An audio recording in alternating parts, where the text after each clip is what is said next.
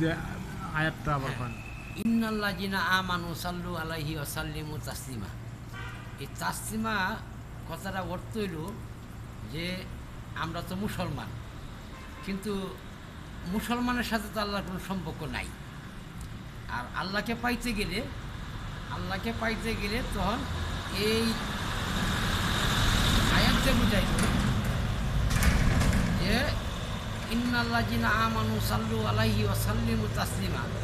যদি আমাকে পাইতে চাও যে তুমি তাসলিমাত যাও। তাসলিমা অর্থ হইল মুমিন। মুসলমান হয়ে আমার কাছে আইসো না, মুসলমান হয়ে তুমি আইসো না। এই একজন ইমানদার বা একজন এই মুমিন মুসলমান হইয়া আসো, মুমিন মুসলমান হইয়া আমার কাছে আইসো। সুন্দর কথা বল, ঠিক আছে। এবং যদি মুসলমান হয়ে আসো, কারণ শুধু মুসলমান আমার দরকার নাই, কারণ মুসলমান তো বাইজারা মুসলমান, ওইটাই মানে শুধু মুসলমান আমার দরকার নাই, মুমিন মুসলমান হয়ে তুমি আমার কাছে আসো। সুন্দর ঠিক কথা। আছে। তো এই জন্যে আল্লাহ বাক করেছে, যেমন বাইজারা যারা মুসলমান, আমরা মুসলমান, তারা বেডিরা চাহে বাহিরে আর বেড়ারা চাহে বাইতে, কিন্তু তারাও তো বলে আমরা মুসলমান, আছে না মুসলমান। তো এই জন্যে আল্লাহ ভাগ করে দিছে যে ইন্নাল্লাযিনা আমানু সাল্লু আলাইহি ওয়া সাল্লিমু তাসলিমা। তাসলিমা যদি না দিত তে কিন্তু সব মুসলমান এই আউটা বেড়া মাঝে পড়তো।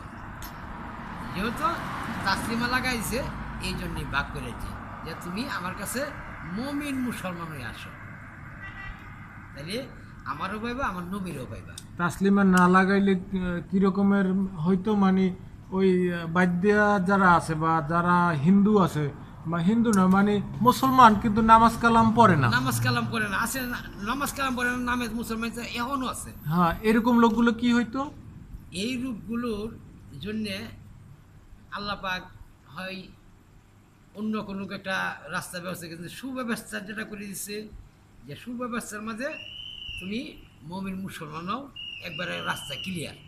মানে যদি তারা তাইলে যদি তাসলিমা না লাগাইতো তাইলে এই মুসলমানেরা বিনা ভালো কাজ কইরাও তারা আল্লাহর কাছে সহজে চলে যেতে পারতো। আর এখন তাসলিমা লাগানোর কারণে তারা ভালো কাজ না করে কোনোভাবেই আল্লাহর কাছে যেতে পারবে না। এইটা বুঝাইতে চাইতেছে।